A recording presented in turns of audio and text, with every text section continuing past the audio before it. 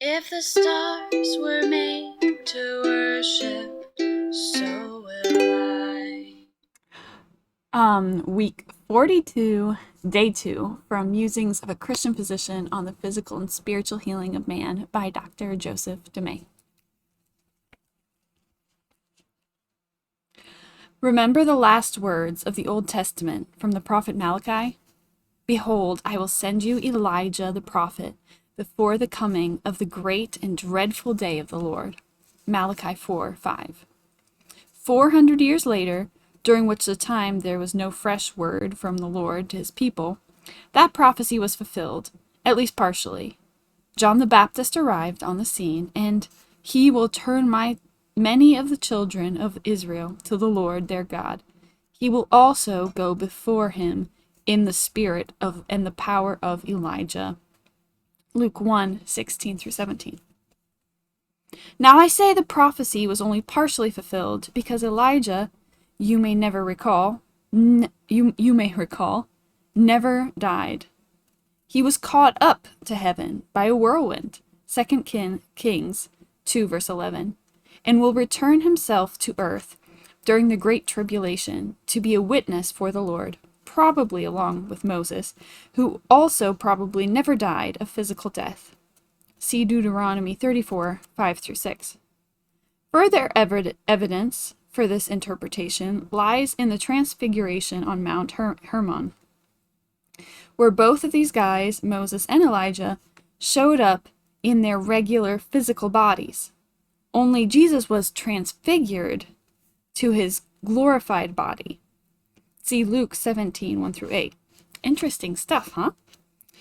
But let's get back to John the Baptist and see what he thought of the spiritual status of the Jews of the time and how far they had distanced themselves from the faith of Abraham.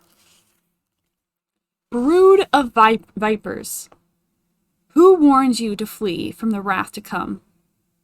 Therefore bear fruits worthy of repentance, and do not think to say to yourselves, we have Abraham as our father. For I say to you that God is able to raise up children to Abraham from these stones. And even now, the axe is laid to the root of the trees. Matthew 3:7-10. While these Jews, even though they had the temple and priests and animal sacrifices and experts in the law, the Pharisees, were so lost that they didn't even know they were lost, because they were trusting in the letter, not the spirit of the law. The whole purpose of John the Baptist was to point this out to them, to get their hearts somewhat ready to hear the gospel, because they first had to realize they needed it. I think that is so much still the case today, thinking that performing the usual rituals of Christianity, like going to church once in a while, putting something in the offering plate on occasion, and giving to the local food bank, which is a really good thing, by the way, gets us to heaven. Dangerous territory, and so plentiful in this Christian land of ours. But we know it's only through faith in Jesus Christ and the gospel of grace that we are saved. I'm convinced it's only by that grace that we can even know we are lost and need him. We'll end today with my favorite verse from the greatest hymn ever, which sums this all up so concisely and beautifully. 'Twas grace that taught my heart to fear, and grace my fears relieved. From Amazing Grace, written by John Newton in the 18th century.